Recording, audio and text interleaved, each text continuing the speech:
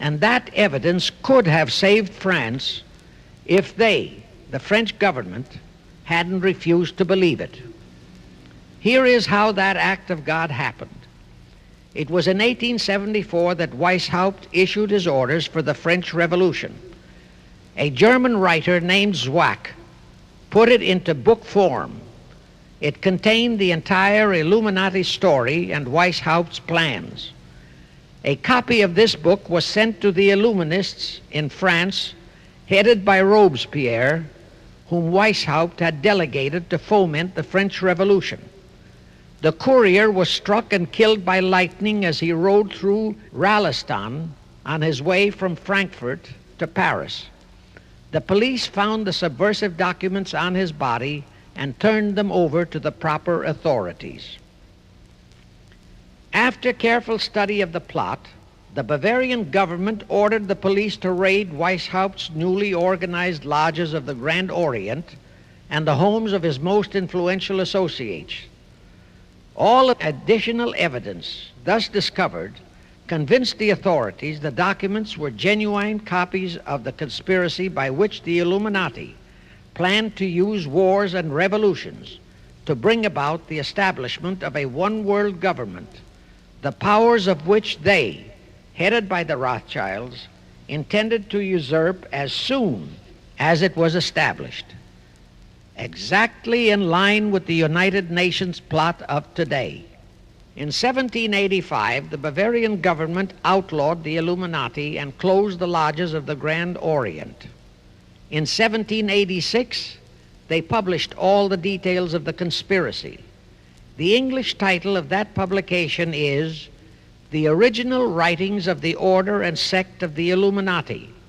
Copies of the entire conspiracy were sent to all the heads of church and state in Europe.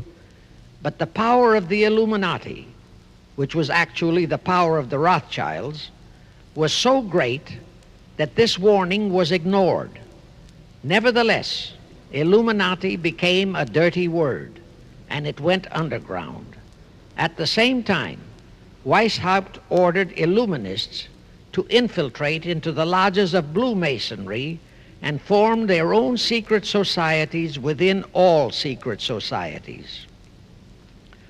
Only Masons who proved themselves internationalists and those whose conduct proved they had defected from God were initiated into the Illuminati. Thenceforth, the conspirators donned the cloak of philanthropy and humanitarianism to conceal their revolutionary and subversive activities. In order to infiltrate into Masonic lodges in Britain, Weishaupt invited John Robison over to Europe. Robison was a high-degree Mason in the Scottish Rite. He was a professor of natural philosophy at Edinburgh University and secretary of the Royal Society of Edinburgh. Robison did not fall for the lie that the objective of the Illuminati was to create a benevolent dictatorship, but he kept his reactions to himself so well that he was entrusted with a copy of Weishaupt's revised conspiracy for study and safekeeping. Anyway, because the heads of state and church in France were deluded into ignoring the warnings given them, the revolution broke out in 1789 as scheduled by Weishaupt. In order to alert other governments to their danger, in 1798 Robison published a book entitled Proof of a Conspiracy to Destroy All Governments and Religions. But his warnings were ignored, exactly as our American people have been ignoring all warnings about the United Nations and the Council on Foreign Relations, the C.F.R. Now here is something that will stun and very likely outrage many who hear this. But there is documentary proof that our own Thomas Jefferson and Alexander Hamilton became students of Weishaupt's. Jefferson was one of Weishaupt's strongest defenders when he was outlawed by his government. And it was Jefferson who infiltrated the Illuminati into the then newly organized lodges of the Scottish Rite in New England. Here is the proof. In 1789, John Robeson warned all Masonic leaders in America that the Illuminati had infiltrated into their lodges. And on July 19, 1789, David Papin, president of Harvard University, issued the same warning to the graduating class and lectured them on the influence Illuminism was acquiring on American politics and religion. And to top it off, John Quincy Adams, who had organized the New England Masonic lodges, issued his warnings. He wrote 3 letters to Colonel William L. Stone, a top Mason, in which he exposed how Jefferson was using Masonic lodges for subversive, Illuministic purposes. Those 3 letters are at this very time in Rittenberg Square Library in Philadelphia. In short, Jefferson, founder of the Democratic Party, was a member of the Illuminati, which at least partly accounts for the condition of the party at this time. And through infiltrations of the Republican Party, we have exactly nothing of loyal Americanism today. That disastrous rebuff at the Congress at Vienna, created by the Tsar of Russia, did not by any means destroy the Illuminati conspiracy. It merely forced them to adopt a new strategy. Realizing that the one world idea was, for the moment, killed, the Rothschilds decided that to keep the plot alive, they'd have to do it by heightening their control of the money systems of the European nations. Earlier, by a ruse, the outcome of the Battle of Waterloo had been falsified. Rothschild had spread a story that Napoleon had won that battle. That had precipitated a terrific panic on the stock market in England. All stocks had plummeted down to practically zero, and Nathan Rothschild bought all the stocks for virtually a penny on its dollar values. That gave him complete control of the economy of Britain and virtually of all Europe.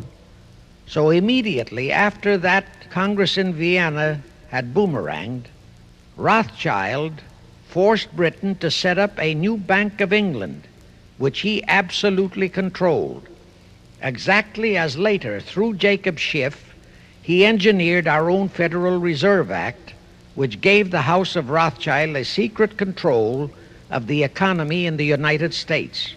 But now for a moment, let's dwell on the activities of the Illuminati in the United States.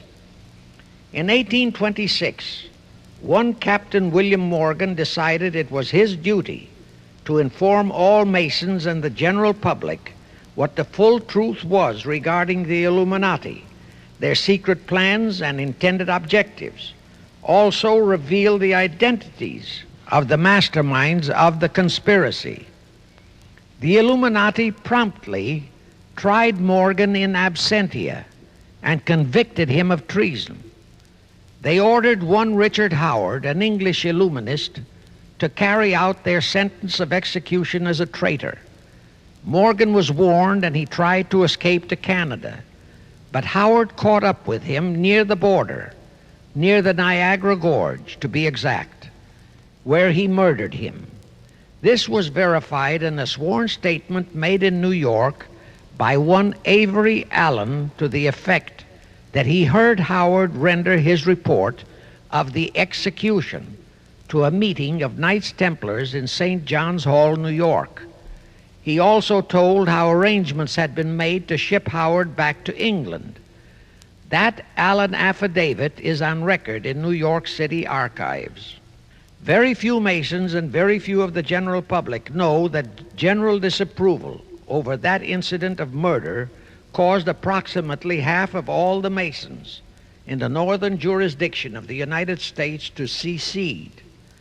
Copies of the minutes of the meeting held to discuss that matter are still in existence in safe hands, and that all that secrecy emphasizes the power of the masterminds of the Illuminati to prevent such terrible events of history from being taught in our schools.